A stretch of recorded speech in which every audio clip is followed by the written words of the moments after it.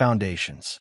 Bryant Rayner stood at the window of his modest apartment, watching raindrops chase each other down the glass.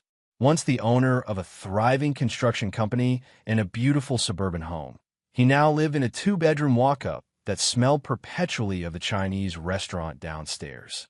His calloused hands, still bearing the marks of someone who'd worked his way up from nothing, clenched into fists. 3 months had passed since Melody Rayner had filed for divorce. 3 months of sleeping on a pull-out couch, so his children, Liam, 7, and Aubrey, 5, could have the only bedroom. 3 months of Melody's lawyer insisting that Bryant was an unfit father because he couldn't provide the lifestyle they deserved. The irony cut deep. Bryant had built that lifestyle brick by brick over 15 years, only to have it torn away through a perfect storm of betrayal. "Dad!" Liam's voice pulled Bryant from his thoughts. "Are we going to be late for school again?" Bryant turned to his son, forcing a smile. "Not today, champion. Get your sister. We're leaving in 5. As the children gathered their backpacks, Bryant slipped the worn photo from his wallet, the 4 of them at Liam's 5th birthday, before everything imploded. Before he discovered that Melody had been sleeping with Levi Preston, his business partner of 10 years. Bryant had met Melody waitressing at a diner near his first construction site. He was 22, working 18-hour days to get his fledgling business off the ground. She was 20, putting herself through business school. They'd fallen hard and fast, marrying within a year. For 13 years, they'd been the perfect team, Bryant handling the building, Melody the books. When Levi came on board as a partner, bringing connections to high-end clients, Bryant thought they were unstoppable. Until 6 months ago, when a fire destroyed their warehouse and equipment worth millions. Insurance denied the claim, citing irregularities. Investigations pointed to arson, though nothing was proven. With contracts unfulfilled and lawsuits mounting, Bryant's company collapsed within weeks. Just as bankruptcy loomed, Melody filed for divorce. "Ready, Dad?" Aubrey called, her blonde pigtails bouncing as she ran to him. Kissing the top of her head, Bryant pushed away the darkness. His children were all that mattered now. As he drove them to Melody's sprawling new home, purchased somehow despite their financial ruin, Bryant spotted Levi's Porsche in the driveway. The sight of it parked where his truck once stood made Bile rise in his throat. "Mom's friend is here again," Liam muttered, his young face hardening in a way that broke Bryant's heart. "Remember what we talked about," Bryant said quietly. "Be respectful, even when it's hard." What he didn't say. Watch everything. Remember everything. Tell me everything. Because Bryant Rayner wasn't just a father fighting for custody. He was a man collecting evidence, piecing together the truth behind his downfall. And somewhere in that house lay answers. Answers his 7-year-old son had just become his unwitting spy to uncover. Chapter 2. Revelations. 3 weeks of custodial visits had yielded little. Bryant sat at his kitchen table, scribbling notes while his lawyer, Diana Cruz, reviewed financial documents. "They're hiding something," Bryant insisted. "The timeline doesn't add up." 3 weeks before the fire, Melody transferred $50,000 to a personal account I never knew existed. Diana sighed. "Suspicious, yes. Proof of criminal activity, no. Without concrete evidence linking Melody or Levi to the arson." "I know my wife," Bryant interrupted. "She calculated every move since college." This wasn't impulsive. Diana leaned forward. "Bryant, the custody hearing is in 2 weeks. Judge Moretti has a reputation for traditional values. If we can't prove Melody's living situation is harmful to the children, she's living with my ex-business partner while still legally married to me. That's not harmful. In today's courts?" "Barely raises an eyebrow," Diana replied. "We need more than moral indignation. Without financial stability on your side." Bryant's phone rang, Melody's number. Answering on speaker, he kept his voice neutral. "Liam's running a fever," Melody said without preamble. "I have an important dinner with Levi's investors. Can you take them tonight?" Bryant caught Diana's eye, who nodded vigorously. "I'll be there in 20 minutes, he replied, then hung up. "Perfect opportunity," Diana said.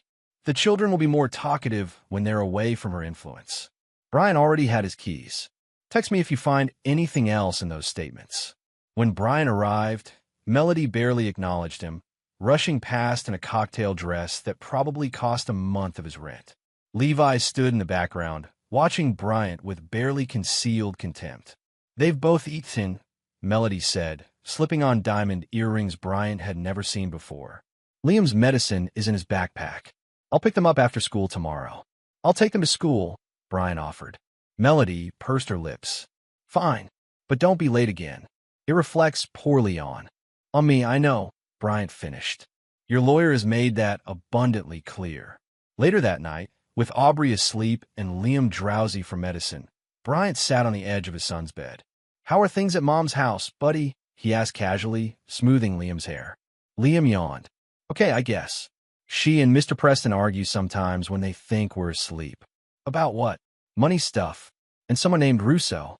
Mom said he's getting impatient." Bryant kept his expression neutral despite his racing pulse. Vincent Russo was a developer with rumored mob connections, someone Levi had courted as a client before Bryant vetoed the partnership. "Anything else?" Liam hesitated. "Mom has a special safe in her closet. I saw her put papers in it yesterday. She said if I ever told anyone about it, I'd never see you again." Bryant's blood ran cold. "Did you see what the papers were?" Liam shook his head, eyes drooping. "No, but she types a code to open it. 2-5-8-4. Bryant kissed his son's forehead. "You're a good kid, Liam. Get some sleep now." After Liam drifted off, Bryant called Diana. "I need you to find everything you can on Vincent Russo," he said quietly. "And I think I know where to find her smoking gun." Chapter 3. Infiltration. The weekend custody arrangement gave Bryant 16 hours to execute his plan. He dropped the children at his parents' farm outside the city, then met with a former employee who now worked security. "Standard biometrics safe," Mason said, examining the photos Bryant had taken during a bathroom break at Melody's house. "If you have the code, you're halfway there. But these newer models often have a secondary fingerprint scan. Can it be bypassed?" Mason hesitated. "Technically, yes, but we're talking felony breaking and entering." Bryant's expression darkened. They already took everything else. What's left to lose? Late that night, Bryant parked 3 blocks from Melody's house and approached through the wooded area behind the property. Levi's Porsche was gone, at a charity gala, according to Melody's social media. The house was dark except for the porch light.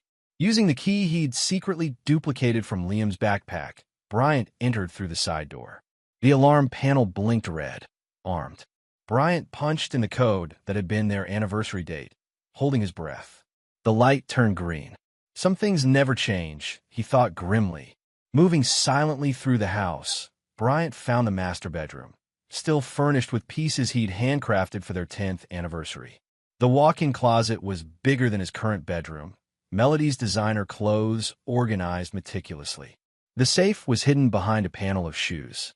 Bryant entered 2-5-8-4, his heart pounding. The digital display flashed green, then prompted for a fingerprint. Bryant pulled out a plastic bag containing a water glass Melody had used during their last custody exchange. Mason had lifted the print and created a silicone replica. Bryant pressed it against the scanner. Access granted. Inside were financial documents, property deeds, and a manila envelope labeled contingency. Bryant photographed everything methodically, his hands steady despite the adrenaline. The last document made his blood run cold. A handwritten agreement between Melody and Levi dated 8 months ago, outlining a plan to eliminate Bryant from the equation and secure company assets before liquidation. Attached was a life insurance policy on Bryant that Melody had taken out without his knowledge. Most damning was a USB drive. Bryant plugged it into his phone with an adapter, finding audio recordings of Melody and Levi discussing the warehouse fire in explicit detail, including their arrangement with an arsonist. "We'll be set once the insurance pays out," Melody's voice said. "If they investigate too deeply, everything points to Bryant cutting corners." "And if he figs it out?" Levi asked. "He won't," Melody replied. "But if he does, well, that's what the policy is for. Accidents happen in construction all the time." Bryant's hands trembled as he copied the files. They hadn't just planned to destroy his business. They considered eliminating him permanently. As he carefully replaced everything and resealed the safe, Bryant heard a car in the driveway. Moving swiftly, he exited through the basement window he'd unlocked earlier, disappearing into the darkness as the front door opened. In his car, Bryant called Diana. "I've got everything," he said, voice ice cold. "All of it. And it's worse than we thought." "The hearing is in 4 days," Diana replied.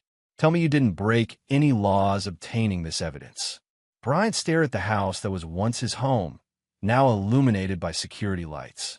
"Let's just say Melody made copies of some very incriminating documents," he answered carefully. "And my son found them." Chapter 4. Courtroom Revelation.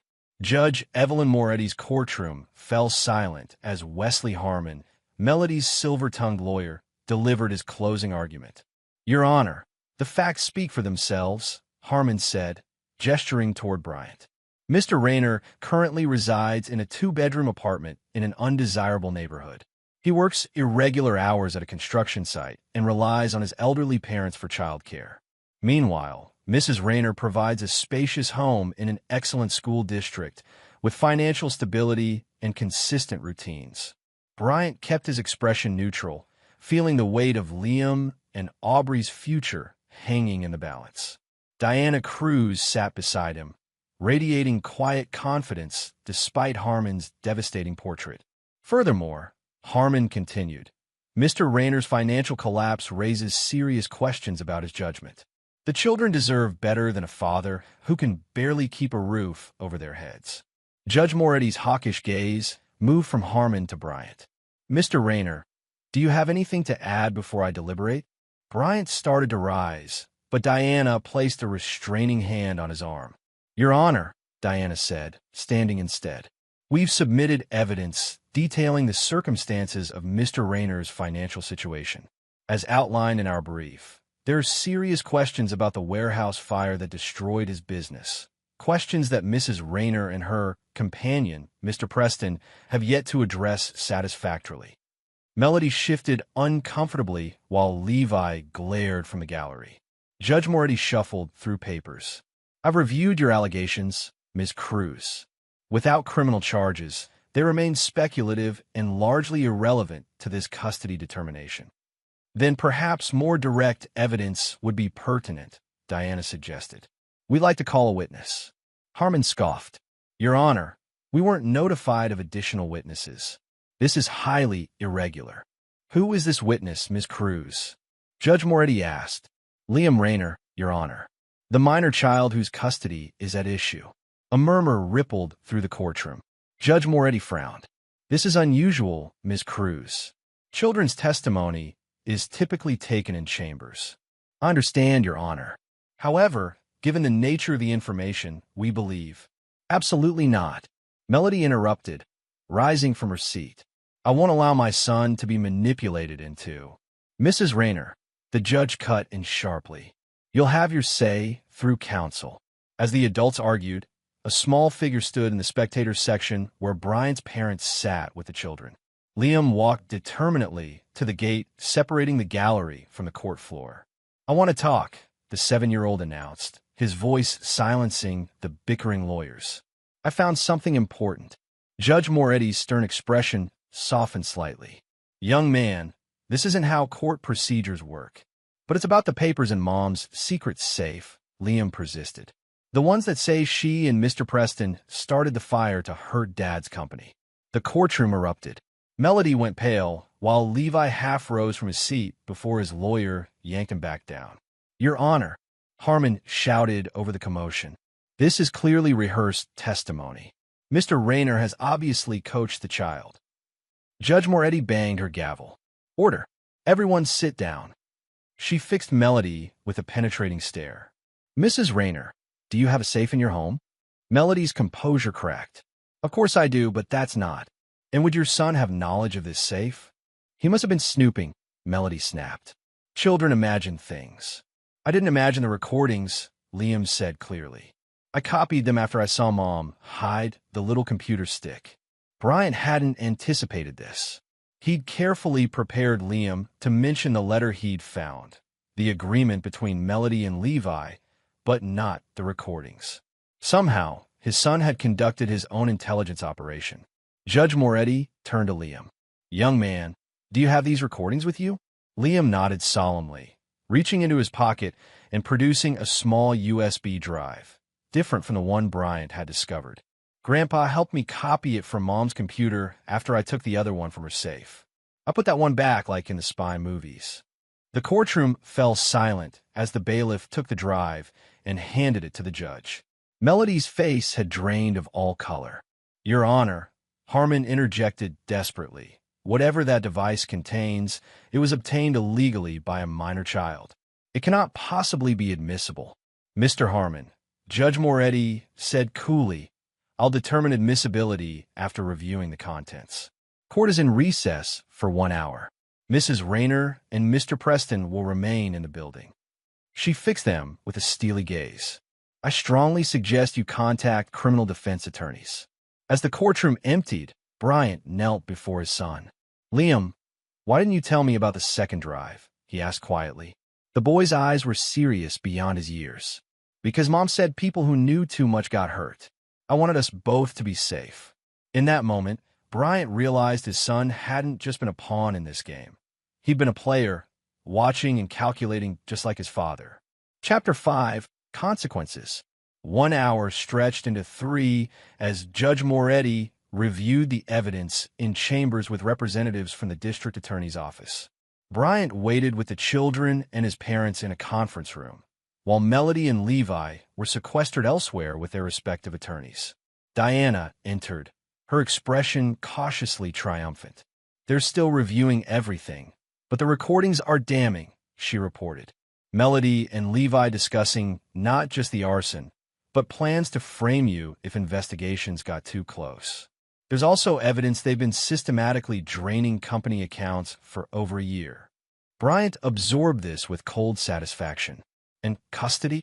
Judge Moretti has separated that determination from the criminal matters. But given the circumstances, Diana's smile widened. "She's indicated a strong presumption in your favor." When court reconvened, the atmosphere was electric. 2 plainclothes detectives now sat behind the prosecutor's table. Judge Moretti's face was granite as she called the court to order. "Based on evidence that has come to light during these proceedings, I am issuing emergency temporary orders," she announced. "Full physical and legal custody of Liam and Aubrey Rayner is granted to their father, Bryant Rayner, effective immediately." Bryant exhaled slowly, feeling a weight lift from his chest. "Furthermore," the judge continued, "Mrs. Rayner is to have no contact with the minor children pending criminal investigation into matters revealed today." She turned to the detectives. "The court has provided copies of all evidence to law enforcement. You may proceed." The detectives rose. "Melody Rayner and Levi Preston, you're under arrest for fraud, conspiracy, and arson," one announced. What followed was chaos. Melody screaming that Bryant had set her up, Levi attempting to flee before being tackled by bailiffs, and Harmon desperately trying to negotiate surrender terms. Through it all, Bryant remained seated, one arm around each child, his expression revealing nothing of the savage satisfaction coursing through him. Later, as they prepared to leave the courthouse, Diana pulled Bryant aside. "Most men would feel vindicated now," she observed. "You don't seem particularly celebratory." Bryant watched his children gathering their things with his parents. "This isn't victory," he said quietly. "It's just the beginning." Diana studied him. "Bryant, you've got custody, and they're facing serious prison time. What more do you want?" Bryant's eyes were flat and cold. "They planned to kill me, Diana. They destroyed everything I spent 15 years building. They traumatized my children." He buttoned his jacket with deliberate precision. "This legal proceeding? It's just round 1. Bryant," Diana warned, "whatever you're planning, don't. You've won. Don't throw it away on revenge." Bryant smiled, a smile that didn't reach his eyes. "I'm a law-abiding citizen who's been grievously wronged. I'm simply going to ensure justice is fully served." As they left the courthouse, reporters surged forward, shouting questions. Bryant guided his family past them without comment, but paused at the bottom of the steps when one reporter thrust a microphone in his face. "Mr. Rayner, How do you feel about your ex-wife's arrest? Bryant looked directly into the camera. Justice is a patient process, he said calmly. And so am I. Chapter 6. Preparation. 3 months after the courtroom revelation, life had achieved a new normal. Bryant had moved the children to a comfortable 3-bedroom house in a safe neighborhood, using money from the insurance settlement finally paid after the arson investigation cleared him of wrongdoing. His construction business was slowly rebuilding, focusing on smaller projects with reliable clients who had stood by him. The children were in therapy, processing their mother's betrayal and subsequent disappearance from their lives. Melody and Levi had both posted bail, Melody using her parents' retirement savings as collateral, Levi through connections that raised questions among investigators. Their criminal trial was still months away. Bryant sat at his kitchen table late one night, reviewing documents Diana had forwarded from the prosecutor's office. The case against Melody and Levi was strong, but not airtight. Both had hired aggressive defense attorneys who were attempting to paint Bryant as the mastermind who framed them after his business failed. His phone buzzed with a text from an unknown number, shipping warehouse on Fletcher St. Midnight. Information about Preston you'll want. Come alone. Bryant stared at the message. It could be a trap, yet his instincts told him otherwise. He called his parents to check on the sleeping children, then drove to the industrial district. The warehouse was dark except for a single light near the loading dock.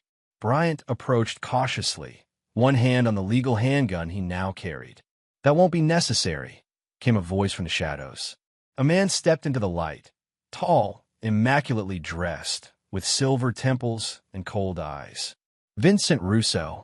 We have mutual acquaintances." Bryant didn't lower his guard. The developer Levi was courting, the one with certain connections. Russo smiled thinly. "I prefer to think of myself as a businessman with diverse interests. Your former partner approached me about financing some projects after your company's unfortunate accident. Why contact me now?" Professional courtesy. Preston has been making promises using assets he doesn't control. He's assured certain investors that once his legal troubles are resolved, he'll have access to your insurance settlement and business contracts. Bryant's jaw tightened. He'll be disappointed. Yes, well, disappointment can be dangerous in my circles. Russo handed Bryant a flash drive. "Consider this insurance." Preston's been recording his conversations, including with his attorney. Apparently, he doesn't fully trust his paramour either. Bryant pocketed the drive. "Why give me this? Let's just say I prefer dealing with men who honor their commitments. Preston is a liability. You are always the one with actual talent." Russo turned to leave. "Oh, and Bryant? They're planning to offer testimony against each other. Neither is particularly loyal under pressure." After Russo departed, Bryant reviewed the files at home. The recordings confirmed his suspicions.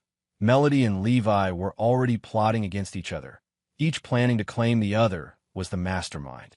More valuable were their current schemes. Levi had hidden assets offshore that prosecutors hadn't discovered, while Melody had been contacting relatives about fleeing to a non-extradition country if things went south. Bryant created copies of everything before calling Diana. "I need you to pass something to the prosecutor anonymously," he explained. "And then I need your help with something else, something not strictly legal." "Bryant, they were going to kill me, Diana, and now they're planning to run.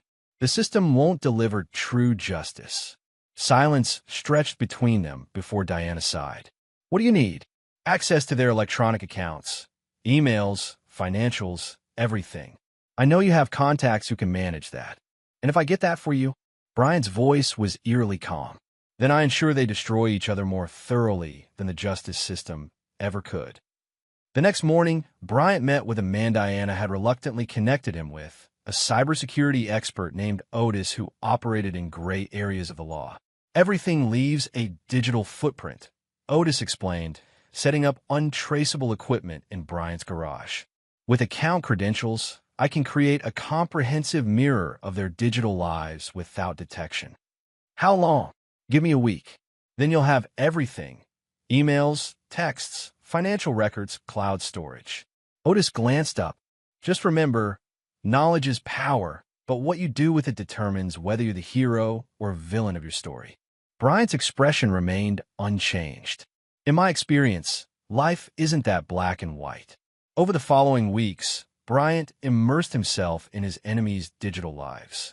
He discovered Levi's network of shady investors, evidence of previous fraudulent schemes, and, most critically, his plan to double-cross Melody by planting evidence suggesting she had acted alone. Melody's communications revealed her own betrayal in progress. Secret meetings with prosecutors offering testimony against Levi in exchange for leniency, and plans to sue Bryant for defamation once criminal charges were reduced. Neither suspected they were being watched. Neither realized their weapons were being turned against them. Bryant created a secure email account and contacted each of their attorneys separately, anonymously providing evidence of their clients' planned betrayals. He sent select recordings to Levi's shadier investors, revealing plans to implicate them if necessary. To the prosecutors, he anonymously delivered proof of hidden assets and escape plans. "You're playing a dangerous game," Diana warned during a late-night call. "These people have already proven they're willing to commit arson. What happens when they realize someone's systematically dismantling their defenses?" "They'll suspect each other," Bryant replied. "That's the beauty of it. By the time they realize the truth, it'll be too late." As summer turned to fall, Bryant's plan unfolded with meticulous precision. The growing distrust between Melody and Levi became evident in their increasingly hostile court filings. Their legal teams began withdrawing, citing irreconcilable differences with clients. Bryant watched it all with detached satisfaction, compartmentalizing this dark work from his daytime role as devoted father rebuilding a normal life for his children. The final phase of his plan was ready. All that remained was to spring the trap that would ensure neither Melody nor Levi ever threatened his family again. Chapter 7. Entrapment. The exclusive Riverside restaurant was nearly empty at 3 p.m. on a Tuesday, exactly as Bryant had planned. Using one of Melody's email accounts, he'd arranged a meeting with Levi, masquerading as her willing to discuss a unified defense strategy. Through Levi's account, he'd sent a similar invitation to Melody. Neither would know the other was coming until it was too late. Bryant sat in a corner booth with clear sight lines to both entrances, nursing a whiskey and checking his watch. The waitstaff had been generously tipped to ensure privacy and specific seating arrangements. Melody arrived first, her designer outfit unable to hide the stress of recent months. She'd lost weight, and her once-perfect makeup couldn't conceal the shadows beneath her eyes. She scanned the restaurant anxiously before the hostess directed her to a booth one over from Bryant's, separated by a privacy partition. 15 minutes later, Levi entered, his trademark confidence notably diminished. His Italian suit hung looser on his frame, and his eyes darted nervously around the space before he was seated at a table positioned where neither he nor Melody could see each other from their respective locations. Bryant activated the recording devices he'd planted earlier that morning, disguised as ordinary personal items left at each table. Then he sent identical text messages from burner phones to both targets, running 10 minutes late. "Order a drink. We need to discuss the offshore accounts." Through carefully placed compact mirrors, Bryant watched the color drain from both their faces. Neither left, the mention of offshore accounts too critical to ignore. Another text to Melody. "I know you're planning to testify against me. Smart move, but dangerous. I still have the original plan in your handwriting." To Levi, "The DA has the recordings. You're the sacrificial lamb unless we coordinate our stories." Russo is getting impatient about his investment. Bryant watched their growing panic with cold satisfaction. After sending a final message to each, "Meet me in the private dining room and back," he slipped out a service entrance. From his car parked across the street, Bryant used a directional microphone to monitor what happened next. Melody and Levi, both expecting to meet their accomplice, instead encountered each other in the private dining room. "What the hell are you doing here?" Levi's voice crackled through Bryant's receiver. "Me? You texted me to come." Melody shot back. "I didn't text you anything. You contacted me about offshore accounts." Their confusion quickly escalated to accusations, then to threats, as each believed the other had set them up. "If you're wearing a wire for the DA, I swear to God," Levi growled. Me? You're the one threatening to implicate me. I saw your emails to your attorney. What emails? I never. Levi stopped suddenly. Wait, someone's playing us against each other. A moment of silence fell before Melody whispered, Bryant. Bryant smiled as he started his car. By now, they would be discovering the final element of his setup. An envelope he'd left in a private dining room containing copies of their most incriminating communications, along with a note. The originals are with people who will release them if anything happens to me or my children. Your move. The next day, Bryant received separate calls from Melody's and Levi's new attorneys requesting settlement discussions. They're willing to plead guilty to reduced charges, Diana reported after the meetings. No trial. No risk of you or Liam having to testify. Melody will relinquish all parental rights in exchange for a more lenient sentence. Levi will make full financial restitution. And if I refuse? Brian asked, though he already knew the answer. Then they go to trial separately, each planning to blame the other. It would be messy, public, and traumatic for the children. Diana studied him. This is a win, Bryant. Take it. Bryant nodded slowly. Set up the paperwork. But add one condition. Neither can ever contact me or my children again. Any violation means immediate release of everything we have. Diana began to speak, then stopped herself. I never asked where all that additional evidence came from. Brian's smile didn't reach his eyes. Better that way, isn't it? Chapter 8, Collapse. The plea agreements were signed on a rainy Thursday afternoon. Melody received 5 years with possibility of parole after 3 in exchange for relinquishing all parental rights and providing testimony about Levi's wider financial crimes. Levi got 8 years with no possibility of early release, plus full financial restitution to Bryant's business and additional penalties for the investors he defrauded. Bryant attended neither hearing, sending Diana in his place. He spent the day with Liam and Aubrey at the construction site of what would become their new home, a fresh start built by his own hands. Is Mom really going to jail? Aubrey asked as they watched concrete being poured for the foundation. Bryant knelt to her level. Yes, Princess. For a few years. Because she did bad things with Mr. Preston? That's right. Liam, more aware of the complexities, asked the harder question.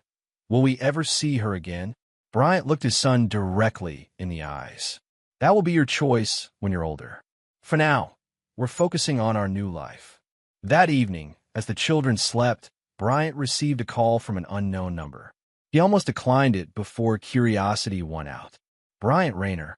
You've ruined me. Melody's voice, hollow with defeat. Are you satisfied now? Bryant's grip tightened on the phone. You're violating the no-contact order. What difference does it make? You've taken everything. My freedom, my children, my future. You took those things from yourself, Bryant replied coldly. The moment you decided I was disposable. It wasn't supposed to go this far, she whispered. The fire was Levi's idea. Things just escalated, including the life insurance policy, the one where you benefited if I had an accident. Silence stretched between them. I never would have gone through with that part, Melody finally said. Forgive me if I don't believe you. Bryant's voice remained emotionless. You have nothing I want, Melody. Not explanations, not apologies. Nothing. They're my children too, she pleaded. You can't just erase me from their lives. You did that yourself. Goodbye, Melody. Bryant hung up and immediately called Diana. Melody just contacted me directly. Violation of the agreement. Diana sighed. I'll file the motion in the morning. This means the remaining charges can be reinstated. Good, Bryant said simply. The next week brought news that Melody's sentence had been extended to 10 years with no possibility of early parole. Meanwhile, Levi's offshore accounts were frozen after anonymous tips to financial authorities in 3 countries. Vincent Russo appeared at Bryant's construction site unannounced, watching silently as crews erected steel beams for a new commercial project. Impressive recovery, Russo commented when Bryant approached him. Word is you're expanding faster than before. Bryant shrugged. Quality work speaks for itself. Indeed it does, as does the systematic destruction of one's enemies. Russo smiled thinly. Preston's associates are most distressed about their vanished investments. Financial crimes have consequences, Bryant replied neutrally. So, I've observed. Russo handed him a business card. When you're ready for larger projects, call me. I appreciate a man who can be thorough. That night, Bryant burned the card and deleted the final copies of evidence from his secure drives. The originals remained with his attorney, insurance against any future threats. Within a year, Bryant's construction company had not only recovered, but expanded, building a reputation for both quality and integrity. His children were thriving in their new school, the trauma of their mother's betrayal fading under Bryant's steady guidance. Only in private moments did Bryant allow himself to reflect on the calculated destruction he'd engineered, not with regret, but with the cold satisfaction of a man who had protected what was his and punished those who had tried to take it. Chapter 9. Aftermath. 5 years passed. Bryant's construction company had become one of the largest in the state, known for innovative designs and ethical business practices. The children had adjusted well. Liam, now 12, and showing his father's aptitude for building things, Aubrey, 10, and blossoming into a confident young girl with her father's resilience. Bryant had dated occasionally, but kept relationships casual, unwilling to introduce potential disruption into their hard-won stability. His focus remained on his children and his business, the betrayal a closed chapter he rarely discussed. Until the letter arrived. The prison stationery was unmistakable, as was the handwriting. Bryant nearly discarded it unopened, but something, perhaps curiosity, perhaps a desire for final closure, made him break the seal. Bryant, I'm being released next month. 5 years, just as promised. I've had a lot of time to think about what I did, what we lost. The children must be so grown now. Liam would be 12, and Aubrey 10. I know I have no right to ask, but I'd like to see them. Just once. To apologize. To explain that what happened wasn't their fault. They deserve that much, don't they? I'm not the same person who betrayed you. Prison changes you, strips away pretenses. I understand if you hate me forever, but please don't punish them by erasing half their history. Melody. Bryant read the letter twice before calling Diana, now a judge herself. She's really getting out next month? He asked without preamble. Good afternoon to you too, Diana replied dryly. Yes, her release is scheduled. The parole board decided she's been a model prisoner, teaching GED classes, counseling other inmates. Very rehabilitative narrative. And the no-contact order, still in effect regarding you. But regarding the children, Diana paused. Bryant, they're older now. The court might consider allowing supervised visitation if she petitions for it.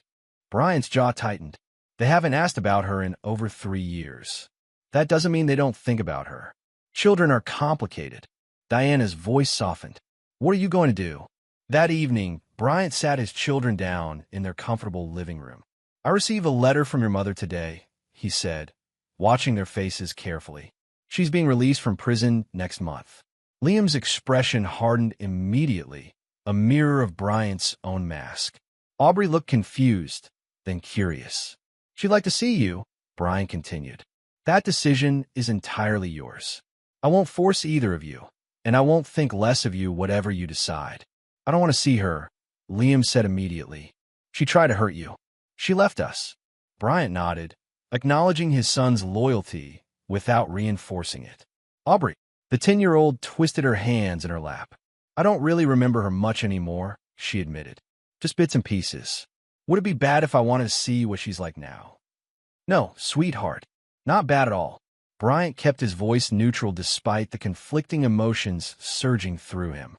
The next day, Bryant arranged for a supervised visitation center to manage any potential meeting. He would not be present, could not trust himself to be in the same room as Melody without his carefully constructed controls slipping. A week before Melody's release, Bryant received another call, this one from the prison chaplain. Mr. Rayner, I'm afraid I have difficult news. Melody collapsed in the yard yesterday. By the time medical help arrived, she was gone. The preliminary finding is an aneurysm, though the medical examiner is still investigating. Bryant listened in silence, feeling nothing but a hollow emptiness where rage had burned for so long. She asked me to give you a message if anything happened to her, the chaplain continued. She said, tell Brian he won. Completely. And that I'm sorry. That night, after sharing the news with the children, Aubrey crying, Liam stoic, Bryant sat alone on his deck, watching stars emerge in the darkening sky. 5 years of methodical retribution had consumed him, transformed him. He had rebuilt his business, his reputation, his children's security. He had engineered the complete destruction of those who betrayed him. And yet, with Melody's death, he felt no triumph, no satisfaction, only the weight of years spent nurturing vengeance when he could have been healing. His phone buzzed with a text from an unknown number. Heard about Melody. My condolences. That offshore account she never knew about just cleared regulatory scrutiny. Lunch sometime? Levi. Bryant stared at the message, rage rekindling. Levi had clearly served his reduced sentence and somehow managed to preserve some of his hidden assets. Even now, he was reaching out, assuming their shared history with Melody might forge some twisted bond. For a moment, Bryant considered igniting the cycle again, investigating, accumulating evidence, orchestrating another downfall. Instead, he deleted the message and blocked the number. Some enemies weren't worth the cost of destroying them. Some victories weren't worth the price of winning them. Bryant Rayner had protected what mattered: his children, his business, his future.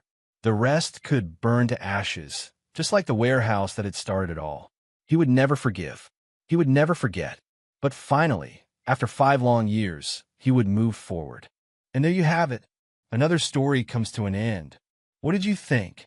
I'd love to hear your thoughts in the comments below. If you enjoy this story, consider joining our community by subscribing. It means the world to us. For more stories like this one, check out the recommended videos on screen. And I'll see you there.